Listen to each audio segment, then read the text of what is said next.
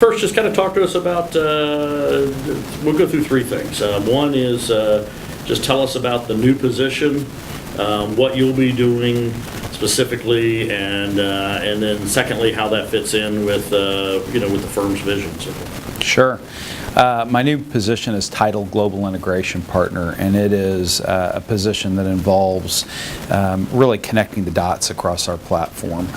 We have, as a firm, really come together through a series of mergers with firms that were dominant in their regions, and it put a premium on integrating our people, making sure the practices were well known to the people in the various precincts. So I'll continue those efforts. And as the position has evolved, and we've had, our last merger was with the great Middleton's firm in Australia, and but that was 2 years ago. So as the positions evolved and we haven't had a large merger, I work with lateral partners to make sure they can integrate quickly and seamlessly, help their clients understand and appreciate what we have to offer them, and now I'm focusing a little bit more on the external markets with this position. So when I go to places, I still do internal meetings, but I also meet with certain clients. I make sure that that the entire platform, if you will, and all the things that we do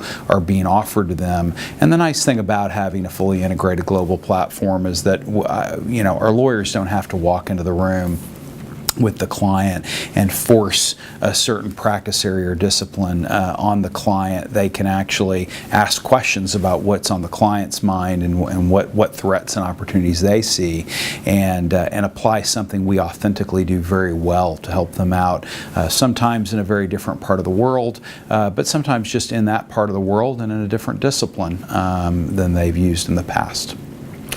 One of the things that we talked about is when a firm does get so big, it's knowing the partners and offices, knowing what the expertise is, that communication. Kind of talk about how you do that. How do you get lawyers in Asia or Australia and the U.S., even Dallas and Houston, to know what the expertise of each other is to offer the clients? Yeah, the first thing is you've got to have a world-class marketing team, and one of the ways that our chairman, Pete Kalis, has been so visionary in a number of respects, hiring non-lawyer professionals in these roles. And in Jeff Berardi, we have in my opinion, #1 chief marketing officer of any law firm in the world. And the reason why that's important is because product definition is so important, and lawyers are great at practicing law. They're not always great at succinctly summarizing what it is they do in a way that's digestible to somebody who doesn't do it every day.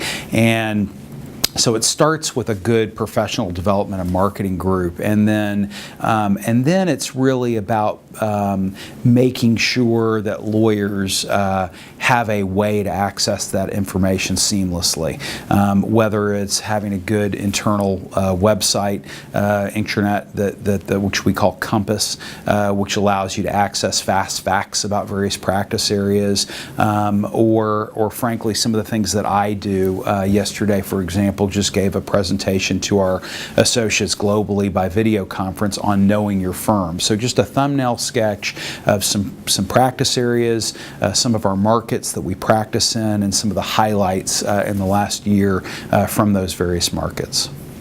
With a firm so big, what are the biggest challenges?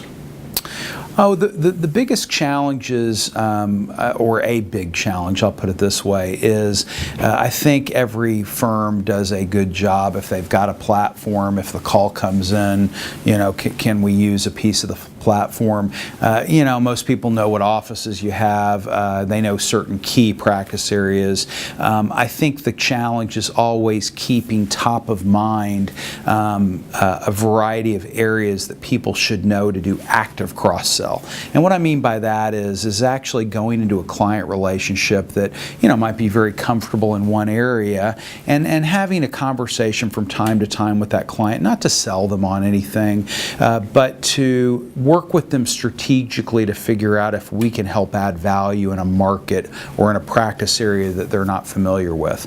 And so the challenge is to make sure that that the people who are in the market, your partners and associates actually can nimbly present a value proposition because they know what you have to sell authentically. So, when you have 47 offices and a number of different practice focuses, you've got to constantly work at internal education and external education to educate the market. And our brand's been ranked in the top 10 globally a number of times in the last few years, and it's a testament really to our marketing team because the brand dates back only to January of 2007. That's when the name K&L Gates came into being. So to be on the tip of clients' tongues in the top 10 in the world in that short of a period of time is a testament that we're doing some of the right things, but you can't rest, and you've got to constantly be working on it. Right. Finally, what about the travel? I mean, obviously, you've kind of tell us how much you have traveled and where you've been, where you'll be going. Sure. So far this year, I've been to our Australia offices and worked with them very closely over the course of a week. I've been to our Warsaw office, I've been to our London office, and then I've been to about 8 or 9 U.S. offices. I have one last big international trip, which is tomorrow, where I'll be going to our Asia offices, starting with Tokyo, and then I will focus on the United States probably for the bulk of the year. What question haven't I asked that I should have asked? Anything you want to add in? I mean, I think we covered most of it. But. Yeah. Okay. Yeah. Very good. Yeah. They're 4 good clips. Yeah. Good. Yeah.